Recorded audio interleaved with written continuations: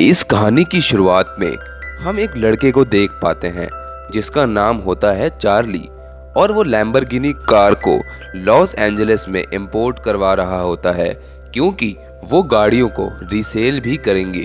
अब हम एक लड़की को देख पाते हैं जिसका नाम होता है सुजेना और अब हमें ये पता चलता है कि सुजेना और चार्ली एक दूसरे से प्यार करते हैं। अब चार्ली और सुजेना मिलकर एक जगह पर जा रहे होते हैं, तभी चार्ली को किसी का कॉल आता है और वो चार्ली को बताता है कि तुम्हारे पिता की मृत्यु हो चुकी है। फिर चार्ली और सुजेना अपने पिता के घर पहुंच जाते हैं और जब सब काम हो जाते हैं तो चार्ली अपने पिता के वकील से मिलता है और चार्ली उस वकील को कहता है कि मेरे पिता की जितनी भी प्रॉपर्टी थी वो सभी मेरे नाम कर दो। फिर वो वकील चार्ली को बताता है कि तुम्हारे पिता ने तुम्हारे लिए सिर्फ एक क्लासिक कार को तुम्हारे नाम की है। यही कार है जिसके वजह से चार्ली और उसके पिता के बीच में झगड़ा हुआ करता था, क्योंकि एक दिन जब चार्ली ने अपने पिता से इस कार की चाबी मांगी तो चार्ली के पिता ने चार्ली को साफ साफ मना कर दिया। फिर चार्ली इस गाड़ी की चाबी को चुराकर अपने दोस्तों के साथ घूमने निकल जाता है। फिर तभी पुलिस चार्ली को पकड़ लेती है क्योंकि चार्ली के पिता ने इस कार के कंप्लेन को पुलिस ऑफिस में लिखवा दिया होता है। यही बात चार्ली के दिल में आज तक होती है।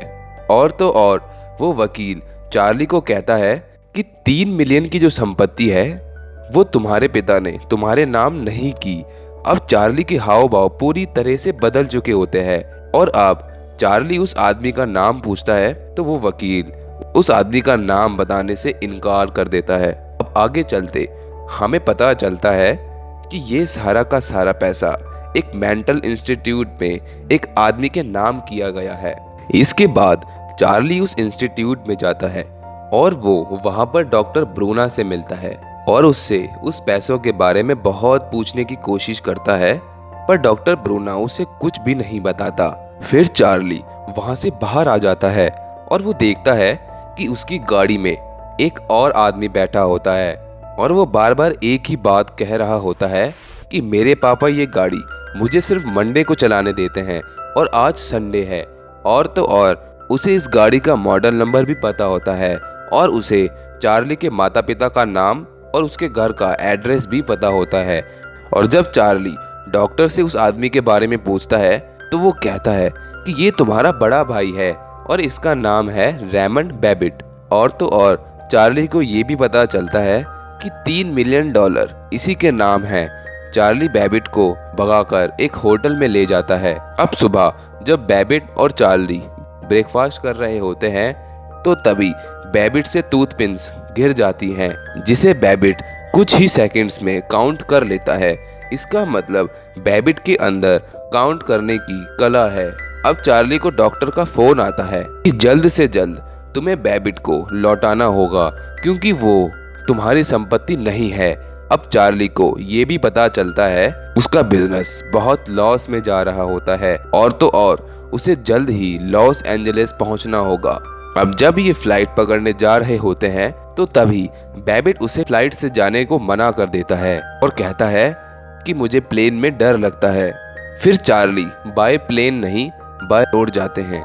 इसी बीच जब वो कॉल पर किसी से बात कर रहा होता है तो बेबिट कहीं गायब हो जाता है, पर थोड़ी देर बाद बेबिट उसे मिल जाता है। अब चार्ली की इमोशन अटैचमेंट तब बढ़ती है जब वो अपने पिता और बेबिट की पुरानी फोटो देखता है। अब यहाँ पर एक घटना घटती है। बेबिट गर्म पानी वाला टैप खोल देता है। इससे बेबिट बहुत चिल्लाता है। फिर इसकी आवाज़ से चार्ली को याद आता है कि बचपन में जो इससे बड़ा एक लड़का था जिसे ये रेनमैन कहकर पुकारता था वो और कोई नहीं था बल्कि बेबिट था। इसके बाद से चार्ली बेबिट को समझने लगता है।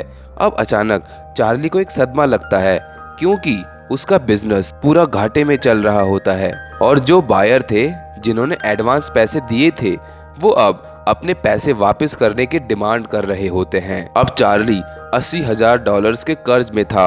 अब चार्ली को पता था कि बेबिट के अंदर गिनने और याद रखने की बहुत बड़ी कला है, तो चार्ली उसका इस्तेमाल करता है और उसको पत्ते खेलना सिखाता है।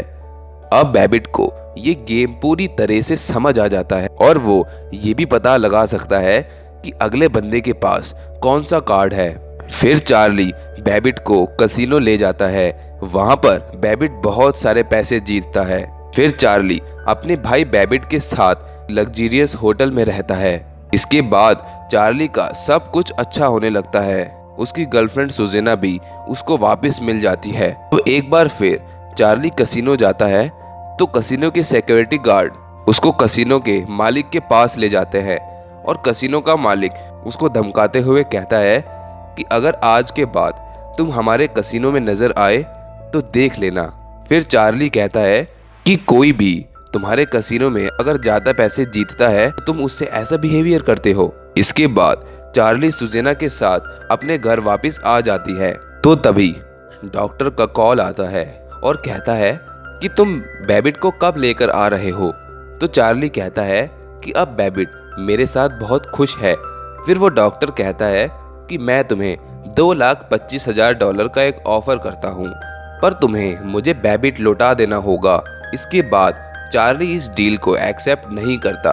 अब अगले दिन कोर्ट एक साइकेट्रिस्ट को हायर करती है जो बैबिट से सवाल जवाब करके उसकी अंदर की बात जानना चाहती है और बैबिट से पूछते हैं कि तुम चार्ली से रहना चाहते हो या मेंटल इंस्टीट्यूट में। तो बैबिट कहता है कि मैं चार्ली से रहना चाहता हूँ। लेकिन उस वक्त बैबिट थोड़ा सा कंफ्यूज होता है और जब साइकेट्रिस्ट बैबिट से और क्वेश्चंस पूछता है तो वो बहुत परेशान फील करने लगता है। इसके बाद चार्ली कहता है कि अगर तुम चाहते हो तो ले जाओ, बस मेरा भाई सही सलामत रहना चाहिए। अब चार्ली बैबिट को गले से लगा लेता है।